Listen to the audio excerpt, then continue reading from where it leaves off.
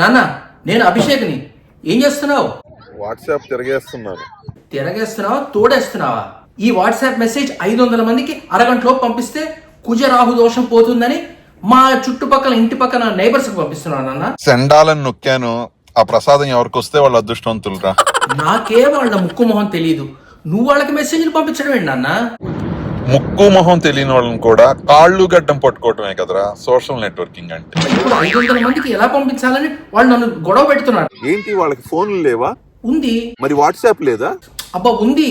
ఇంకేంటి problem? Friends నాన్న, వాళ్ళకి ఫ్రెండ్స్ లేరు నాన్న. అయితే ఒక పెద్ద గుంపుని ఎత్తుక్కోమని వాళ్ళతో ఫ్రెండ్షిప్ చేయమను. నాన్న ప్లీజ్. మా అబ్బాయి అంట ఇక్కడే ఉంటాడంట. నా సోషల్ నెట్వర్కింగ్ పరిధి దాటకుండా ఉండాలంట. మీకు తమాషా చెప్పనా, నాకు అసలు అబ్బాయిలే లేరు. విచిత్రం ఏంటంటే మా అబ్బాయి ఉన్నాడు కదా, వాడు కూడా ఇలాగే చేస్తూ ఉంటాడు. మన పిల్లలు ఏమన్నా మారారేమో. మారింది పిల్లలు కాదు, ఫోన్లు అనుకుంటాను. నా ఫోన్ తీసుకుని 5 నిమిషాలలో ఎంత అల్లకల్లోలం చేసేసారు సార్. భలే మార్చేశారు, భలే ఫార్వర్డ్లు చేసేసారు. ఆ మాత్రం ఉంటే చాలు సార్.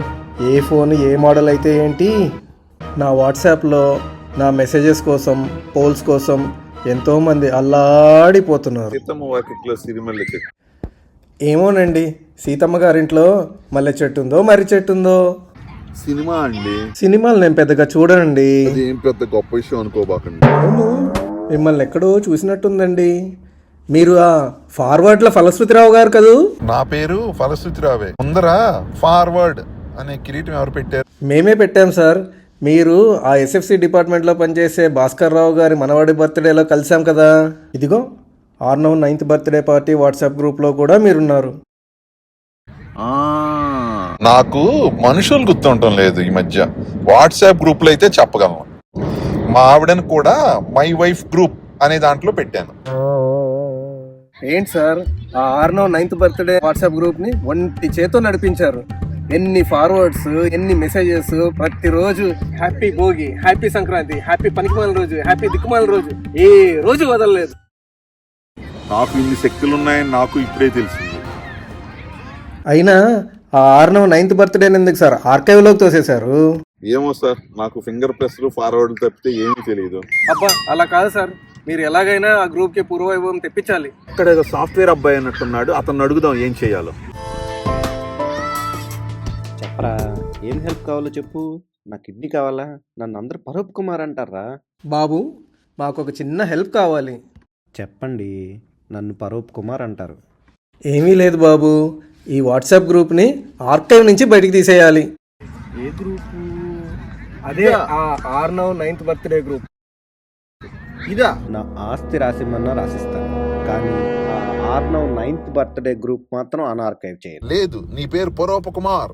ఏదో హ్యాపీ భోగి, హ్యాపీ సంక్రాంతి 4 ఫార్వర్డ్లు చేసుకుంటాం. హెల్ప్ చేయి బాబు.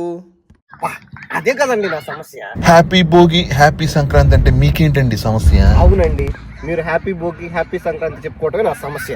ఎలా పరూప్ కుమార్? ఎందుకంటే ఆ ఆర్నవ్ 9th బర్త్డేలో ఉన్న ఆర్నవ్ నేనే. అవునా? మా అమ్మ నాన్న నా 9th బర్త్డేని ఎంతో గ్రాండ్గా చేద్దామని అనుకున్నారు. ఒక వాట్సాప్ గ్రూప్ కూడా క్రియేట్ చేశారు. దానిలోకి మిమ్మల్ని అందరినీ చేర్చారు. నా బర్త్డే అయిపోయింది, కొన్ని రోజులు కూడా గడిచాయి. ఆ తర్వాత మీరు తగులుకున్నారు. ఆ గ్రూప్లోకి వచ్చి హ్యాపీ భోగిలు హ్యాపీ సంక్రాంతులు. చివరికి ఇప్పుడు నేను పెరిగి పెద్దయి నాకు 6వ 9 ఏళ్ళ కొడుకున్నాడు. అయినా మీ హ్యాపీ భోగిలు హ్యాపీ సంక్రాంతులు ఆగలేదు. పోనీలే బాబు, హ్యాపీ భోగులు హ్యాపీ సంక్రాంతులు ఇంకొక వాట్సాప్ గ్రూప్లో చేసుకుంటాం. మీ అబ్బాయి సుఖంగా ఉండాలి. God bless you. సరే, మా అబ్బాయి బర్త్డే రేపు తాజ్లో చేస్తున్నాము. మీ ఇద్దరు వచ్చి ఆశీర్వదించండి. వివరాల కోసం వాట్సాప్ గ్రూప్ ఏమన్నా ఉందా? అబ్బా, మీరు మారరు.